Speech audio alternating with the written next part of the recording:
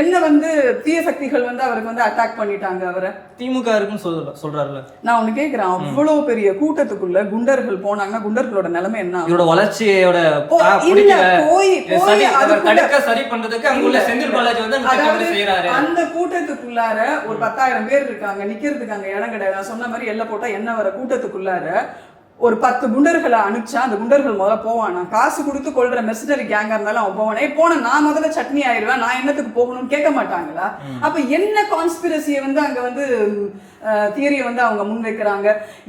அவர் மேல் குற்றங்கள் இருக்கின்றன, அவர் குற்றவாளி. ஒன்றும் இல்லைங்க, பக்கத்து வீட்டுல ஒரு பாட்டி அம்மா, அவங்களுக்கு வந்து செய்தித்தாளை பார்த்துட்டு அந்த தினத்தந்தியில அதை படிக்கிறாங்க. படிச்சுட்டு, ஏம்மா நீ வந்து ஒரு 2 வீலர்ல போய் யாராவது ஒரு ஆக்சிடென்ட் பண்ணிட்டா அவங்க வந்து செத்து போயிட்டாங்கன்னா உன்னால உயிரோட இருக்க முடியுமாமா? என்னை பார்த்து கேட்ட கேள்வி.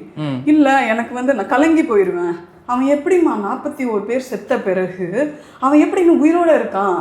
அவனுக்கு மனசாட்சி உறுத்தலையா அப்படின்னு ஒரு பாட்டியம்மா, 73 வயசு பாட்டியம்மா என்னை பார்த்து கேட்கிறாங்க.